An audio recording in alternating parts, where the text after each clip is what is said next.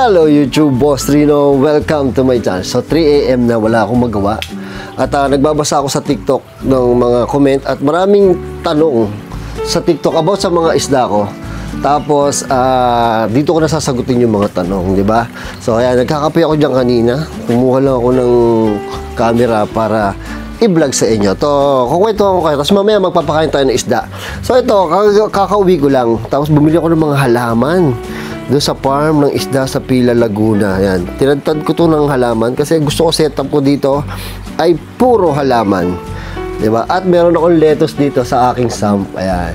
Ayan yung lettuce na galing sa handaan namin, salad. Tapos may ugat kasi siya. Nilagay ko siya dyan at ayan na siya. Diba? Ang ganda. Tapos itong labas, meron akong bagong biling kahoy. So, diba horror ang aking content? Tingnan nyo yung kahoy na to. Tingnan nyo. Diba? Ako lang ba nakakita o nakikita nyo din yung mga muka doon sa kahoy? Diba? Pero ang ganda niyan. Tingnan nyo kung gaano ang ganda yan. Oh. Diba? Ang angas ng kahoy, meron siyang parang ugat. Parang ang balete eh. Diba? Parang balete. Grabe. Oh. Tapos diba ayan oh. Kita nyo may mga ugat yan eh. Malamang ugat yan. Diba? Tapos para siyang balete. Creepy diba? Pero ang ganda ng isda. Diba? Tapos meron akong bagong biling fish. Ayan, ang parrot fish. Yan, bago yan dyan. Tsaka itong isa, yung parang tilapia na yun na medyo green. Green terror naman ang tawag sa kanya. So, mga gutom to mga to, kaya samahan nyo kung pakainin ito mamaya.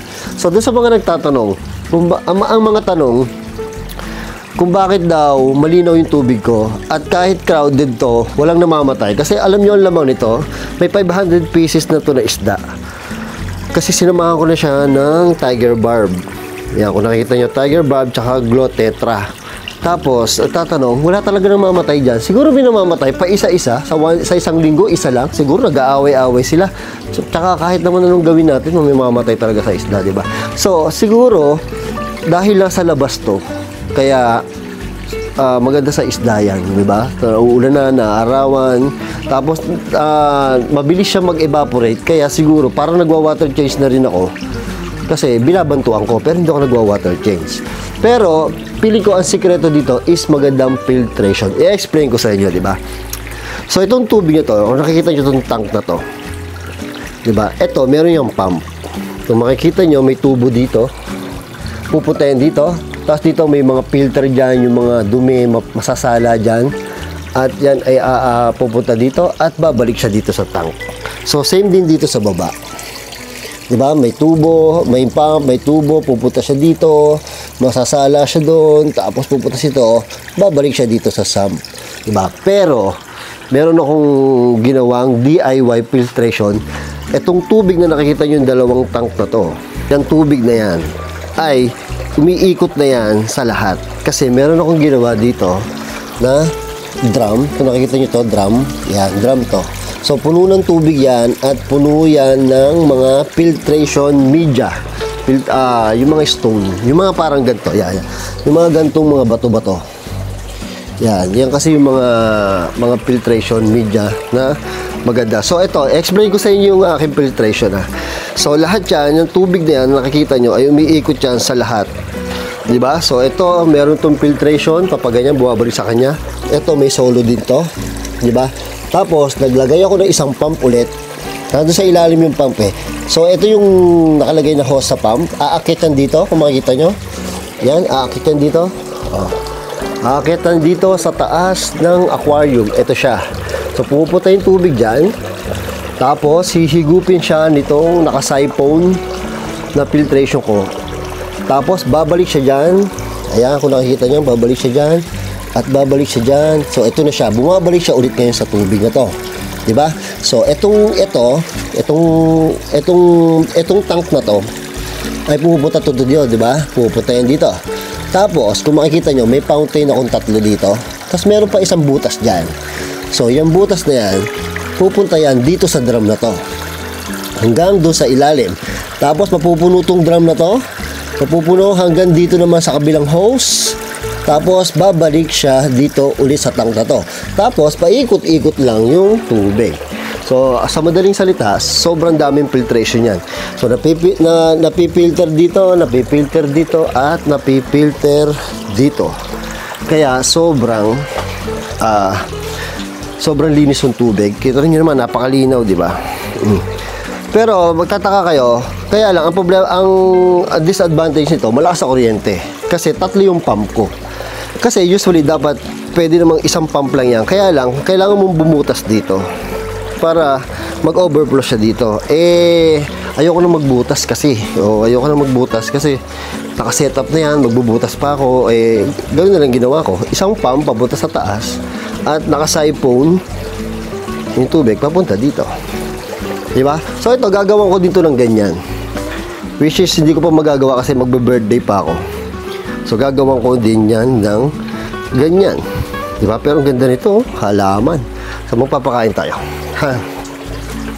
Anong papakainin natin ay yung mga koi ko dito, goldfish. Ito yung pakain ko. PO2 lang ito papakain ko ngayon kasi wala pa yung ibang mga ano nila eh. Wala pa yung mga ibang pagkain nila.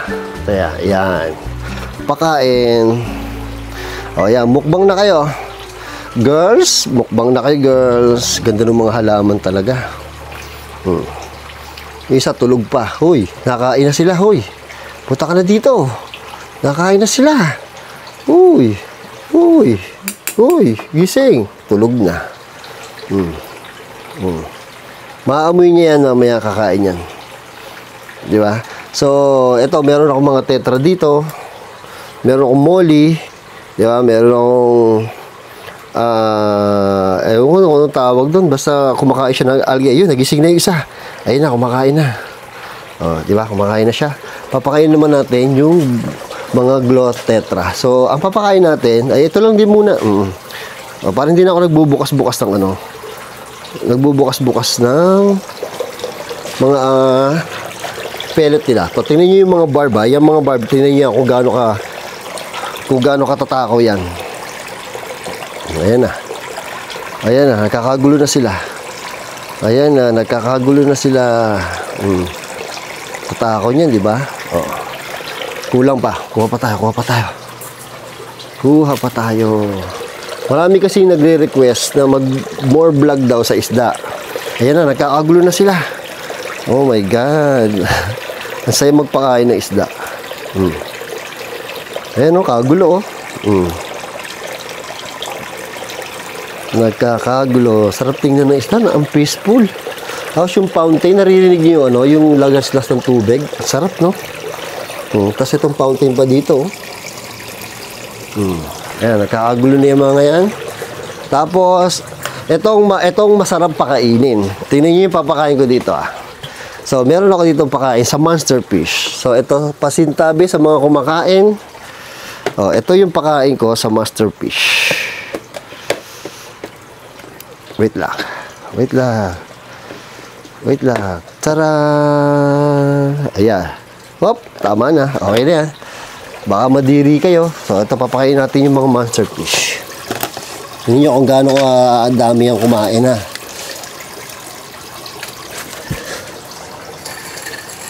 Yan. Tingnan nyo, papakainin natin mag-aagawan yan. Tingnan nyo. Hop, ya. Ayan na.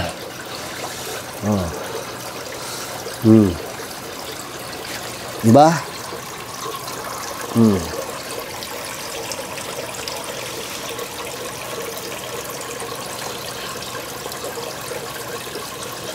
Diba, mga monster fish.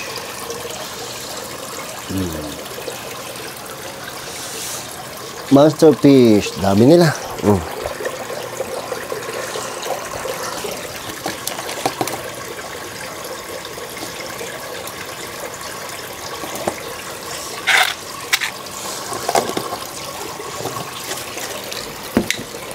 Sarap pakainin ng mga yan, tingnan mo. Mga busog na. Yun nga lang, medyo madumi yan sa tubig, pero dahil maganda naman yung aking filtration, panalong-panalo yan. Ganda nito, Green Terror. Hoy, papansin. Diba? Ganda nung parrot, yung orange, diba? Hala, ipapapansin to. Uy, papansin ka naman masyado. Gutom pa sila. Pakainin pa natin sila ng pellet. May pellet pa yan Pampaganda ng kulay.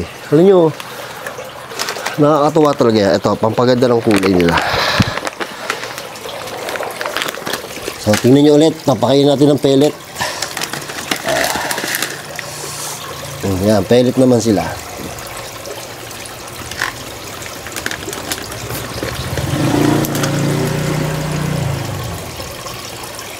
Diba? Ang ganda nila.